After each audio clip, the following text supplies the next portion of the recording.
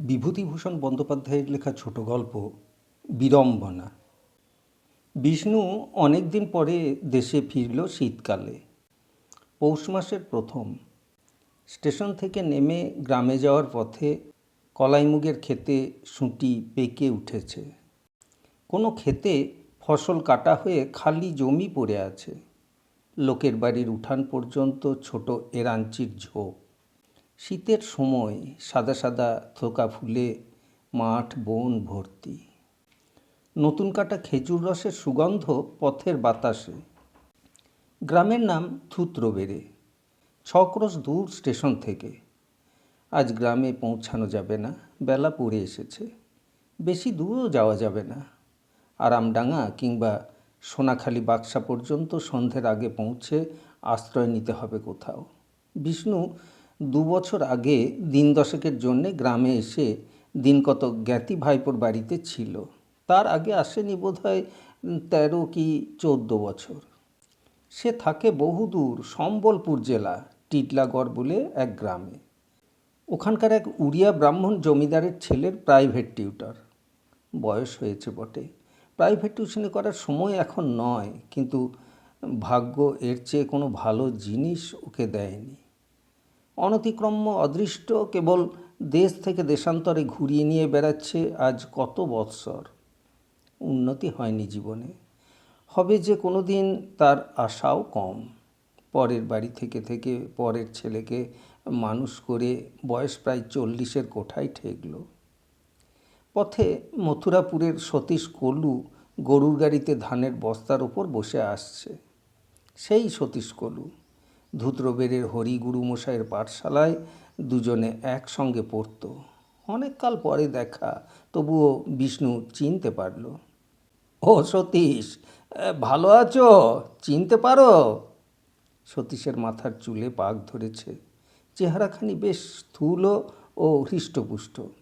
সে ঠাউর করে দেখে বলে উঠল, আরে আমাদের সেই বিষ্ণু না? কোথায় আছো আজকাল? থাকি অনেক দূর, উড়িষ্যার সম্বলপুর জেলা। সে আবার কোথায়? অনেক দূর, সে তুমি বুঝতে পারবে না। কোন রেলে যেতে হয়? হাওড়া থেকে উঠতে হয়। কি করো সেখানে? কত মাইনে পাও? ছেলে পড়ায়, গোটা 50 টাকা পায়। সতীশ তার ছেলের ভঙ্গি করে বললে, মোটে? এলতলা বেলতলা শেষ বুড়ির বটতলা, তার চেয়ে আমরা দেশে থেকে ভালোই করছি। এবার এবার ধানের কাজ করে তোমায় বলতে কি, 4,000 টাকা তোমার মা বাপের আশীর্বাদে। সতীশের রোজগার পুষ্ট ভুঁড়ির ভারে বিব্রত বলদ দুটি গাড়ি বহন করে ক্রমে দূরে চলে গেল। সে আর সতীশ কলু। একদিন ক্লাসে ভালো ছেলের অধিকারে গুরুমশাইয়ের নির্দেশ মতো সে সতীশ কলুর কান মলে দিয়েছিল, হাতে নাড়ুগোপালের ইঁট তুলে দিয়েছিল। আজ সতীশ তার শোধ তুলে নিলে। তবুও তো সে সতীশকে আসল মাইনের চেয়ে কিছু বাড়িয়ে, বেশ কিছু বাড়িয়ে বলেছে। পরের বাড়িতে থাকা খাওয়া আর 30 টাকা মাইনে শুনলে সতীশ না জানি কি বলতো।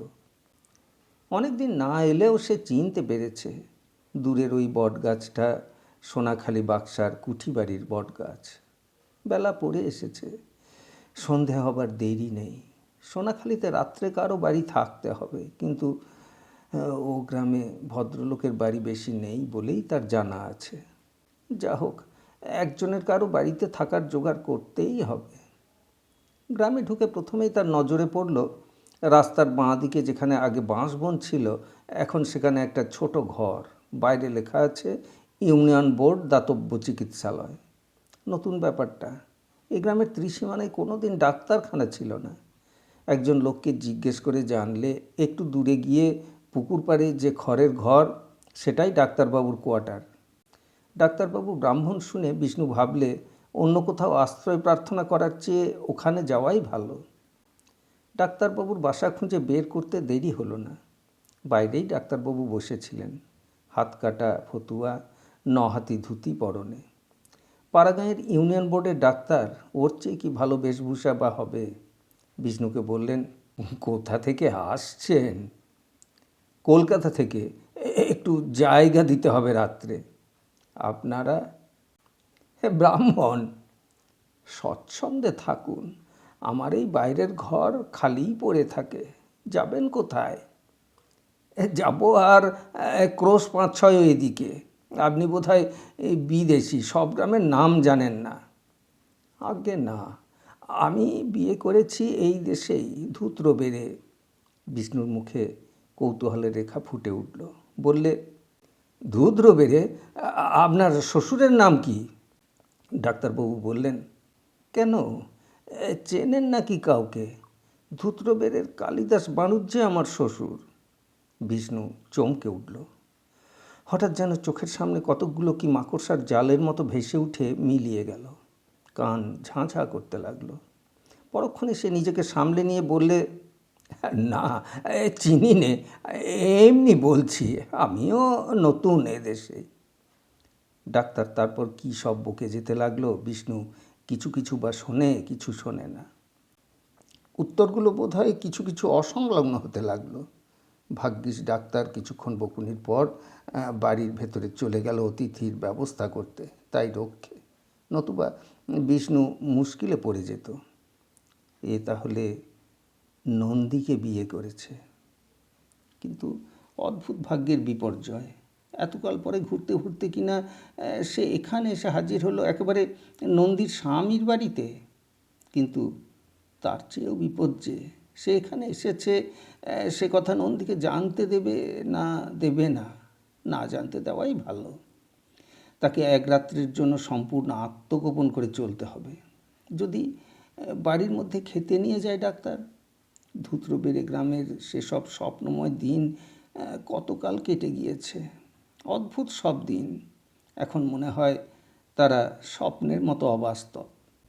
এই পৌষ মাসে ছোট এরাঞ্চির সাদা ফুলে ভর্তি বনঝোপের মাথায় দিন শেষে রাঙা রোদের সঙ্গে সেসব দিনের স্মৃতি জড়ানো আছে।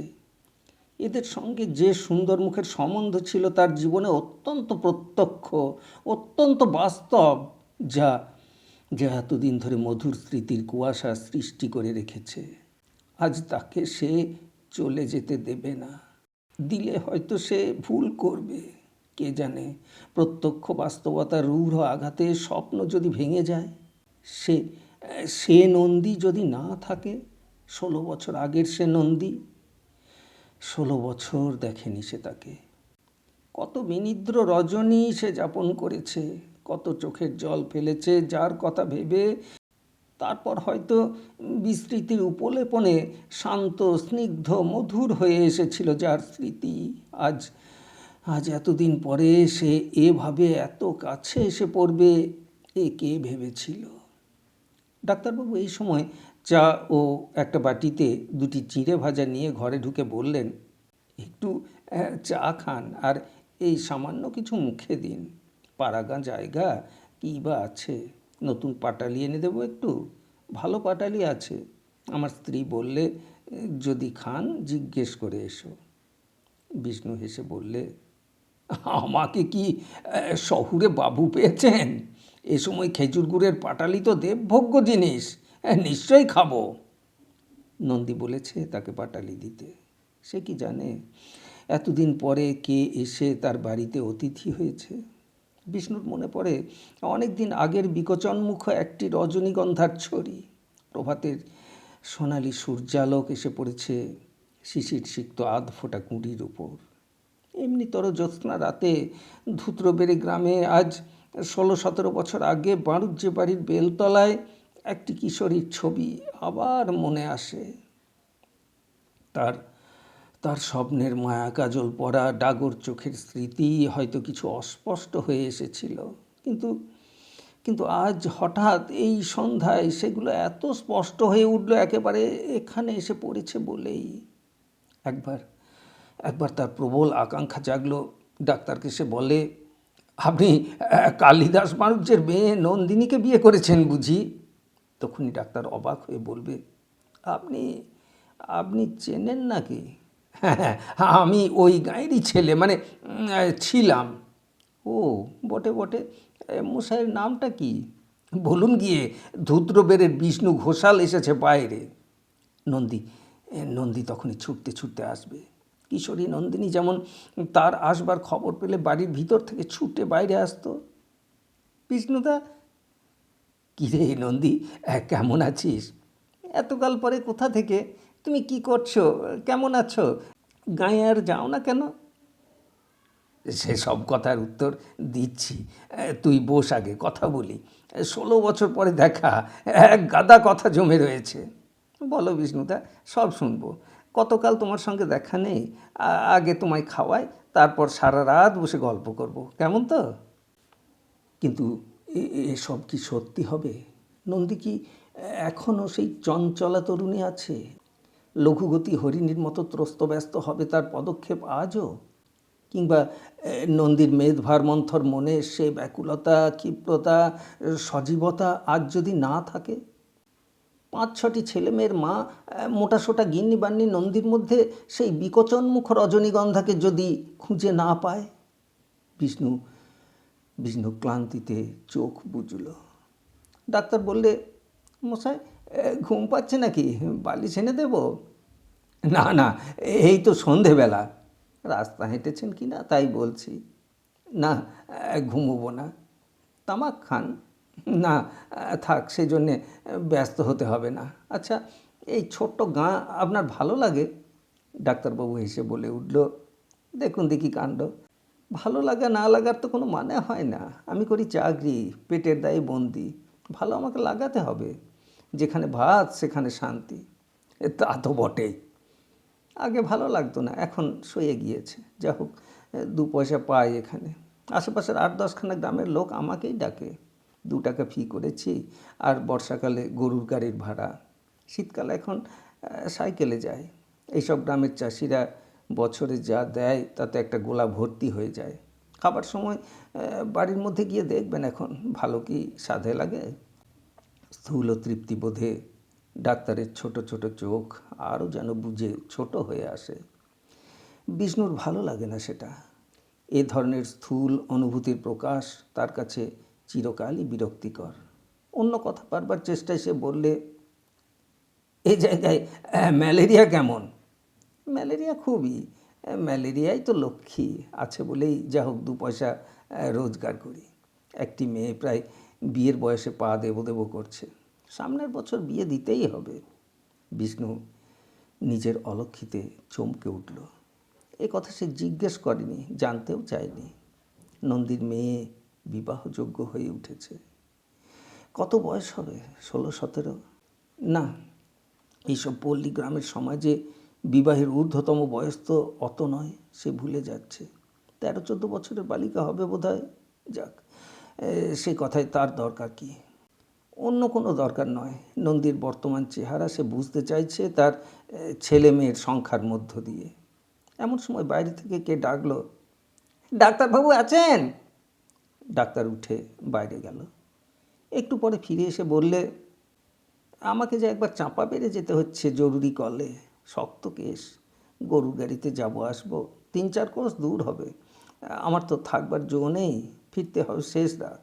আপনি আপনি রইলেন, আমি বাড়িতে বলে যাচ্ছি, কোনো অসুবিধা হবে না। না না, অসুবিধা কি? শক্ত কেস না হলে রাত্রে যেতাম না, আপনি থাকবেন, বেশ দুজনে গল্প করছিলাম। তাতে কি? তা বলে কলে যাবেন না? না না, কোনো ভাবনা নেই, আপনি যান। আমি যা হয়েছে দুটো খেয়ে নিই, আপনাকে এরপরে ওরা খাবার দেবে, এখন বাড়িতে বলে যাচ্ছি। ডাক্তার খানিক পরে সেজে গুজে স্টেথোস্কোপ নিয়ে গরুর গাড়িতে বার হয়ে চলে গেল। বিষ্ণুর মনের অবস্থা অন্যরকম হয়ে গেল ডাক্তার চলে যাওয়ার সঙ্গে সঙ্গে। নিজেকে সংযত করে রাখা যে এত কঠিন, তা কোনোদিন সে ভেবেছিল? এই বাড়িতেই নন্দী থাকে। একবার খবর পেলেই সে ছুটে আসবে। 16 বছর পরে আবার তার সঙ্গে দেখা হবে। এই চিন্তাকে সে প্রাণপণে দমন করে রাখতে চেষ্টা করে। নন্দী নন্দী তাদের গ্রামের মেয়ে, তার বাল্য সঙ্গিনী। এক বোটায় 2টি ফুলের মতো জীবনে অনেক বছর কাটিয়ে এসেছিল। নন্দীর সঙ্গে তার বিয়ে হতে পারে না সে জানতো। তারা ঘোষাল বামুন, নন্দীর বাবা নিকষ কুলীন। ঘোষাল না হয়ে চাটুর্যে মুখুজ্জে হলেও বিশেষ কোনো আশা ছিল না তার। তবুও তবু সে চেষ্টা করেছিল। কুমোরপাড়া থেকে হাঁড়ি কিনে সে ফিরছে নন্দীদের বাড়ির সামনের পথ দিয়ে। ওদের বেড়ার গায়ে বড় নিম গাছটার তলায় নন্দী দাঁড়িয়ে। বিষ্ণুর মনে হলো ও যেন তার জন্যেই অপেক্ষা করছে। বিষ্ণুর কাছে আসতেই নন্দী এদিক ওদিক তাকিয়ে নিচু সুরে বললে, বিষ্ণুদা, একটা কথা আছে। কি? পিসিমার কাছে ও কথা বলেছ কেন? বাবাকে জানো না? বিষ্ণু চুপ করে রইল। মাঝে পড়ে কি হবে জানো? আমি বকুনি খেয়ে মরব। বিষ্ণু এ কথায় মনে আঘাত পেলে। এইটুকু আত্মত্যাগ সে নন্দীর কাছে প্রত্যাশা করতে পারে না। নন্দীর এ কথা সম্পূর্ণ অপ্রত্যাশিতও বটে। সে শুধু বললে, ও। নন্দী ঝাঁঝের সঙ্গে বলে, ও না, শুধু ও বললে কি হবে? এ নিয়ে বাড়িতে অনেক কাণ্ড হয়ে গিয়েছে, তুমি জানো না। আমাকে তো বকুনি খেতেই হচ্ছে তোমার সঙ্গে মিশি বলে। তাছাড়া তোমার নিন্দেও আর যে আমি সহ্য করতে পারছি না বিষ্ণুদা। বিষ্ণু বিস্ময়ের সঙ্গে ওর মুখের দিকে চাইলে। নন্দীর চোখে জল চকচক করছে, চোখের জলে গলার সুর আটকেছে। সে উত্তর দেবার আগেই নন্দী বললে, যাও, তুমি পালাও, এখনই এ পথে কে এসে পড়বে? বাবা বাড়ি নেই, মারা সব নদীর ঘাটে, তাই তোমাকে কথাটা বলতে এলাম।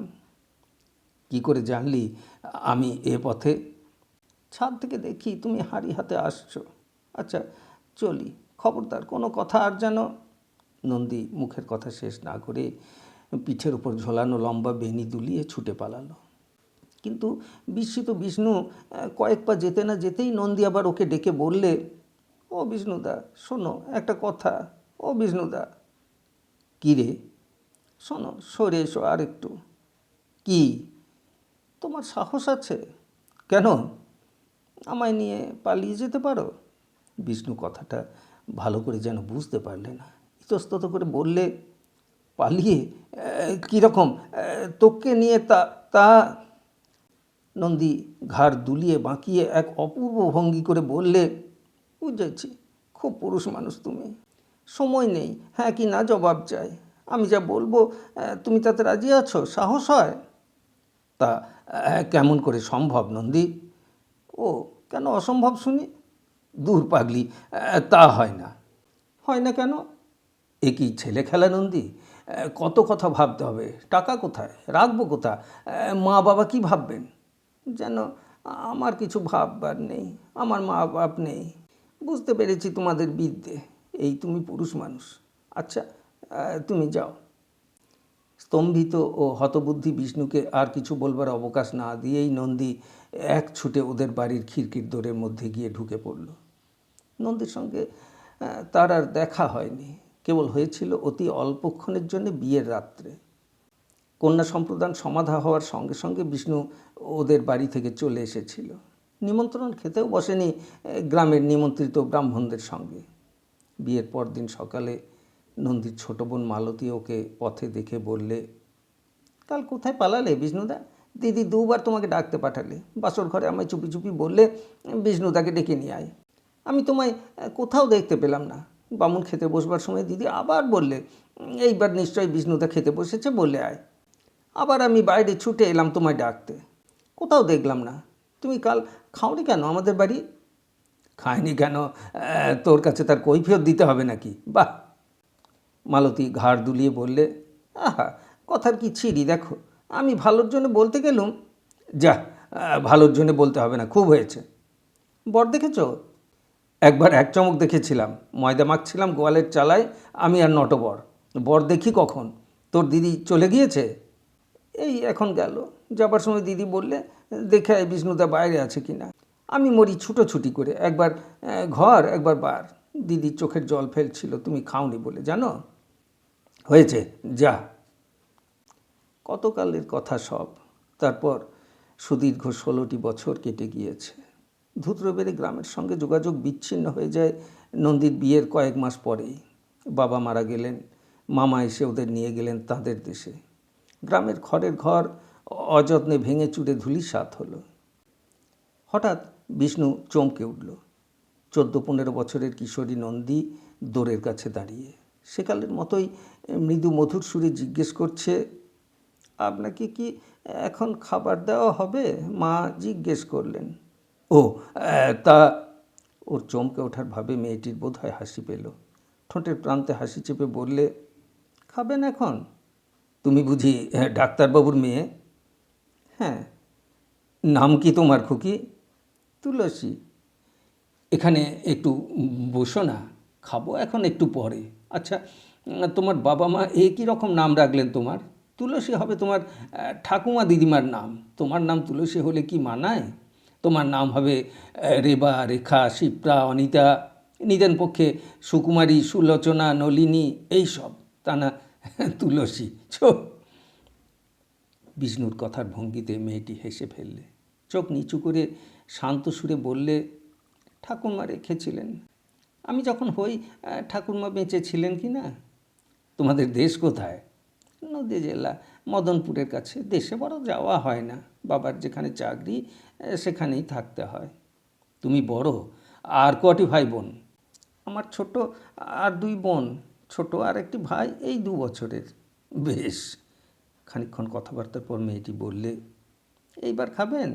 বিষ্ণু বললে, মন্দ নয়, জায়গা এই বাইরের ঘরেই করো।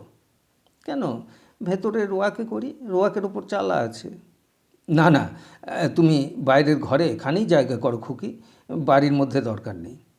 মেয়েটি বাড়ির মধ্যে চলে গেল, কিন্তু অনেকক্ষণ পরে এসে বললে, মা বললেন এখানে খাওয়ার অসুবিধে হবে, রান্নাঘরের রোয়াকে জায়গা করে দিতে বললেন।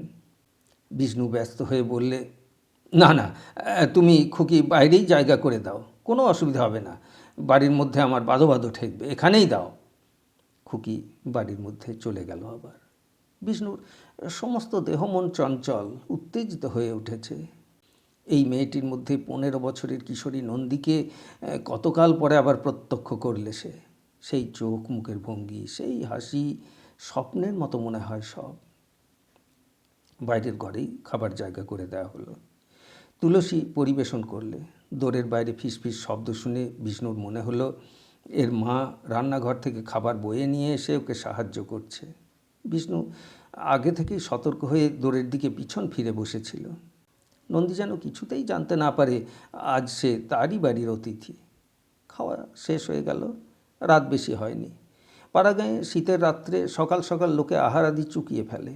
বিষ্ণু একটা ব্যাপার বেশ বুঝতে পারলে আজ সে এখানে থাকলে নন্দীকে না ডেকে তার সঙ্গে দেখা না করে থাকতে পারবে না।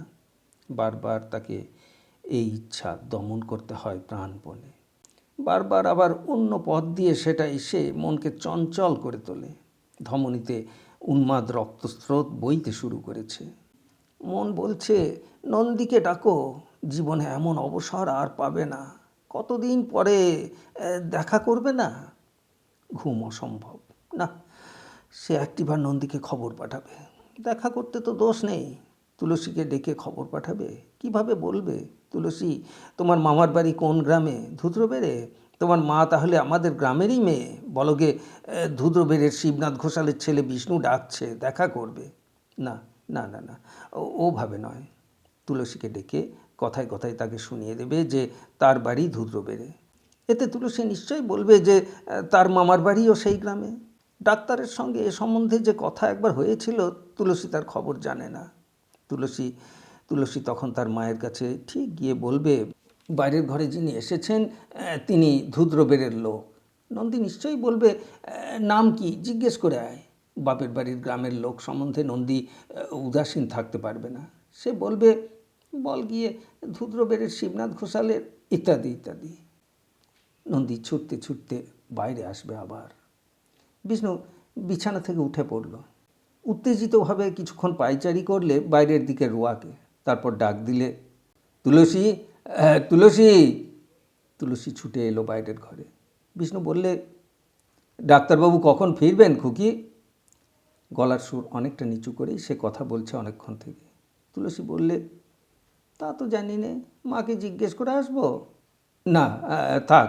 হ্যাঁ শোনো, আমি এক্ষুনি চলে যাব, বিশেষ জরুরি কাজ মনে পড়ল। ট্রেন ধরতে হবে গিয়ে, তোমরা বাইরের দোর বন্ধ করে দাও। তুলসী অবাক হয়ে বললে, এত রাত্রিতে এই শীতে এখন যাবেন কেন? কাল সকালে উঠে। বিষ্ণু ব্যস্তভাবে বললে, না না, আমার খুব জরুরি দরকার। এই রাত 12টার ডাউন খুলনা মেলেই যেতে হবে। তুমি বাড়ির মধ্যে গিয়ে বলগে। তুলসী তখনই বাড়ির মধ্যে গিয়েই আবার ফিরে এসে বললে, মা বারণ করছেন, এসব দেশ ভালো না, এত রাত্রিতে যাবেন না। বাবা রাত 3টের মধ্যে আসবেন, আপনি না হয় সেই গরুর গাড়িতেই যাবেন, হেঁটে একা যাবেন না স্টেশনে। নন্দী নন্দী বারণ করে পাঠিয়েছে। কাকে বারণ করেছে না জেনেই বারণ করে পাঠিয়েছে। বিষ্ণু বিষ্ণু হঠাৎ যেন রূঢ় হয়ে উঠল। ঈষৎ রুক্ষ কর্কশ সুরে বললে, না না, আমার কাজে ক্ষতি হবে, থাকবার জো নেই, বাইরের দরজা বন্ধ করে দাও। বিষ্ণু সরলা গ্রাম্য বালিকাকে অবাক করে দিয়ে একরকম ছুটেই বাড়ির বার হয়ে গেল।